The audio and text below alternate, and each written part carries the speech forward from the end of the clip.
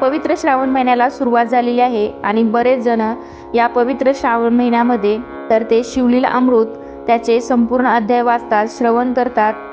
ज्यांना काही कामामुळे शक्य होत नाही त्यांनी फक्त शिवलीला अमृतामधील 11वा अध्याय जरी श्रवण केला किंवा पठण केला तर संपूर्ण शिवलीला अमृत ग्रंथाचे फळ प्राप्त होते असं म्हटलं जातं. तर त्यामुळे आजच्या या व्हिडिओमध्ये आपण शिवलीला अमृत अध्याय 11वा त्याचा मराठी कथासार काय आहे हे आपण आजच्या व्हिडिओमध्ये जाणून घेणार आहोत. त्यासाठी हा व्हिडिओ शेवटपर्यंत नक्की पहा. चॅनलवरती नवीन असाल तर चॅनलला नक्की सबस्क्राईब करून सोबतच बेल घंटाही प्रेस करा. चला तर मग पटकन व्हिडिओला आपण सुरुवात करूयात. ओम श्री गणेशाय नमः. ओम दत्तात्रेय नमः. ओम सरस्वते नमः. ओम नमः शिवाय. शिवलीला अमृत हा श्रीधर स्वामी नाजरेकर यांनी लिहिलेला मराठी काव्यग्रंथ आहे. काशी विश्वेश्वराच्या देवळात बसून त्यांनी हा ग्रंथ लिहिला.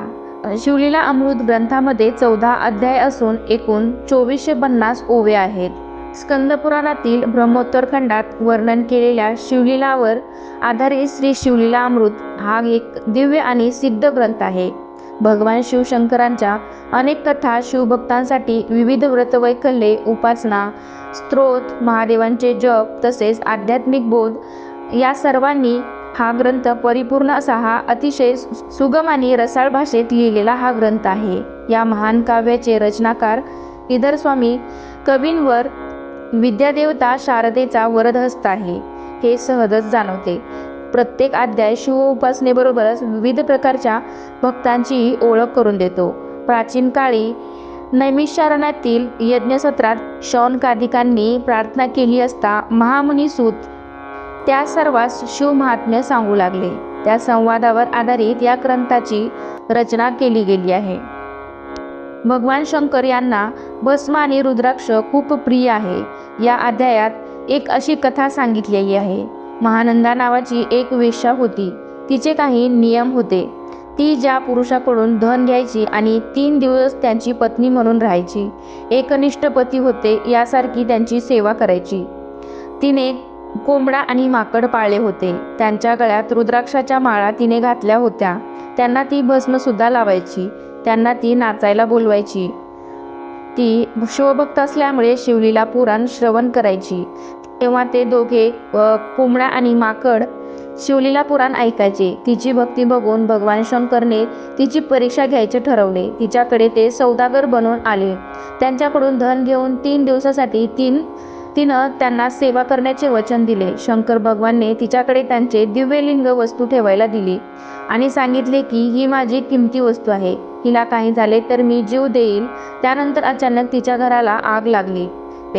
ते लिंग भस्मसात झाले आणि ते सौदागर जीव देतो. ती वेश्या असली तरी 3 दिवसासाठी त्यांची पत्नी असल्यामुळे ती सुद्धा जीव देते. तिची ही निष्ठा बघून भगवान शंकर तिच्यावरती प्रसन्न झाले. तिला शिवपदाला घेऊन गेले. यामधील कुपट आणि मरकट म्हणजेच कोंबडा आणि माकड हे पुढे राजपुत्राच्या जन्माला आले. एक राजाचा मुलगा झाला तर दुसरा धनाच्या मुलाच्या जन्माला आले. तर या संस्कारामुळे ते शिवभक्त होतात.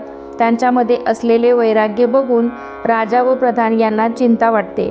हे पुढे राज्य कसे चालवणार म्हणून ज्योतिषाला बोलावून त्यांचे भविष्य बघितले जाते.